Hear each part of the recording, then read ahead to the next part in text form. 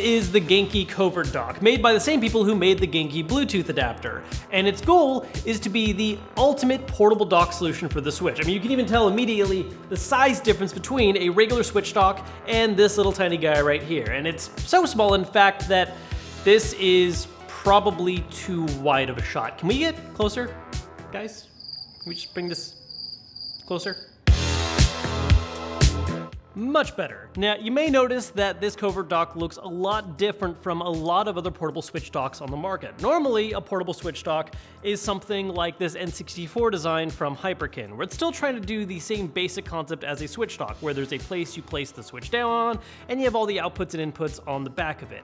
That is not how the Covert Dock works. The way this works is it actually plugs directly into an outlet itself and then has all the outputs and inputs that you need to set up a Switch for portable setups. Specifically, you've got a USB-C that'll plug into the Switch itself to take the video in, as well as charge the Switch, HDMI that you put up to whatever TV or monitor you're planning on using, and a USB-A port that also handles data, so you can use it for things like a wired controller. You could use it for using Genki's own Bluetooth adapter if you wanted to use headset with it, or you could even use it for something like the Ethernet adapter. On the subject of ports, real quick, something important is that for the USB-C port, you do have to use a specific type of USB-C cable. It does need to be version 3.1 or higher. It does come with that type of cable, but if you were to lose that, then not just any simple USB-C cable will do. You do have to use a specific kind in order to actually accomplish the video out purpose of this dock.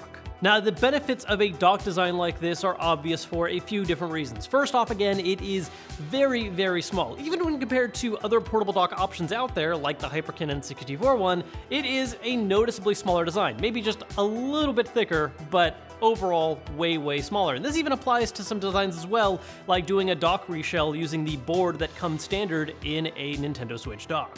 So for being an ultra-portable solution to the Switch, it seems pretty awesome, but there's a couple very important things you need to cover as far as how it compares to a regular dock, and then of course the big elephant in the room anytime you talk about a third-party dock for the Switch: can this potentially break your system?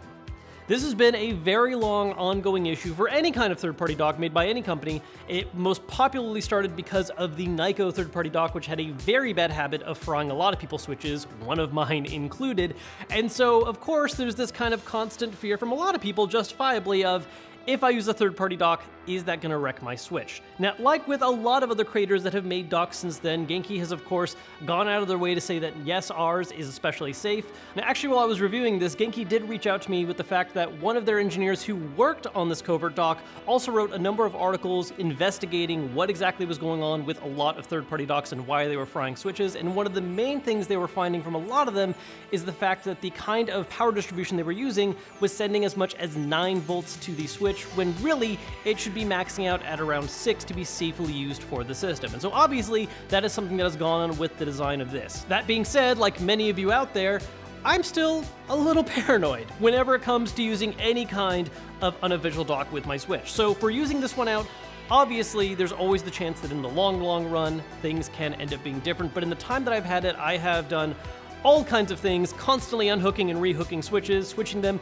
even doing things like just unplugging and replugging again and again and again, which honestly isn't even really a great thing to do with a regular Switch dock, but I really wanted to just kind of stress test and risk my Switch to make sure that this isn't kind of a danger for anyone else out there, and in the time I've used it, nothing bad has happened. I haven't had any kind of weird hookups. I haven't had any kind of time that the video feed has freaked out or messed up. It has seemed 100% safe the entire time I've been using it.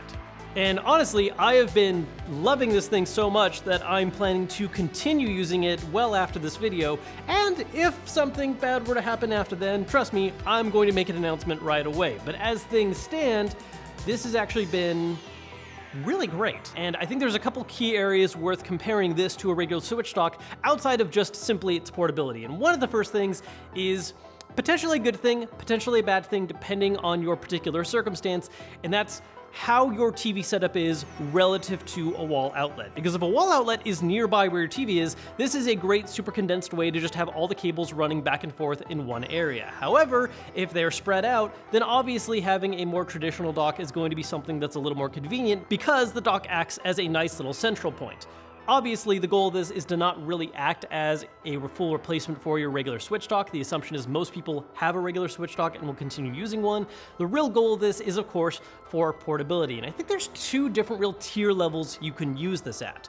The first level is kind of the obvious basic setup of this is a really convenient way to bring a dock around with you to different places. If you're traveling, if you're visiting someone's home, if you just want a way to have an easy switch setup when you're over at a friend's place, this is a infinitely more convenient setup than a regular switch dock thanks to its small size and just overall how easy it is to set up. The second level though that I think is really worth pointing out is its option for a truly fully portable Switch setup. Something that you've seen a lot of people push as part of the Switch for a portable setup is having different portable monitor screens that you can plug in and have them on the go, so that instead of relying on the Switch's standard screen for tabletop play, which is large enough to see clearly but not necessarily optimal, you can use this alongside a portable screen to have a tabletop setup for your Switch that is very minimal, doesn't require having a dock set up anywhere on the table at all, but instead just highlights and focuses on the monitor you have set up so you can make it a much better on-the-go multiplayer setup if you want to do something like, say, Smash on the go.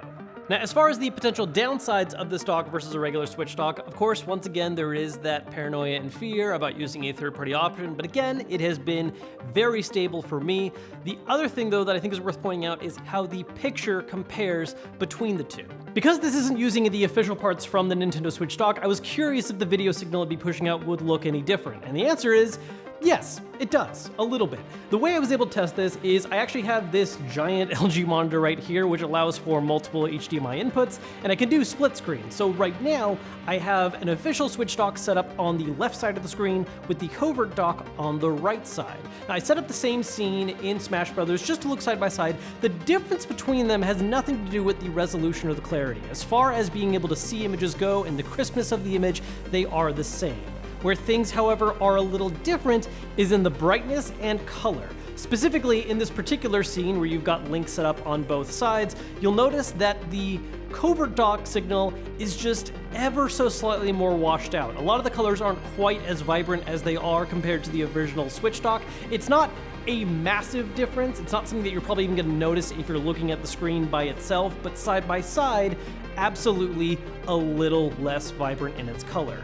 The other difference is the brightness, which is a lot more noticeable if we actually switch over to the home screen, where you'll see that the Covert Docks is definitely a noticeably darker shade of white. Now, to make sure that I narrowed down that this was because of the dock I was using, I swapped everything repeatedly. I swapped which HDMI input they were both plugged into, I swapped which switch was used in each one, which HDMI cables I used, and time again, the Covert Docks just ended up being a little darker and a little more washed out.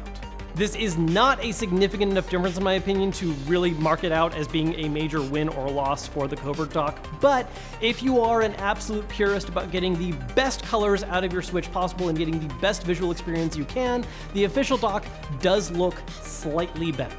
Overall, while there are some downsides about this dock compared to using an official Switch one, I think the potential benefits outweigh them. Yes, the picture is ever so slightly a tiny bit worse, but as far as what you gain in terms of portability, this is an amazing accessory. Really, the only major argument I have against this thing is, of course, if you are petrified at the concept of using a third-party dock. Again, in my own personal experience using this and stress testing it, I have not had any problems, and Genki has also informed me that they've already shipped out 30,000 of these to their Kickstarter backers who have not experienced any problems yet either. That being said, if you want to wait a little while longer, hear more use cases, give it some time to see if anyone does start reporting any issues, I think that is a very valid choice to make, but as far as my personal experience goes, this has been a safe option to use.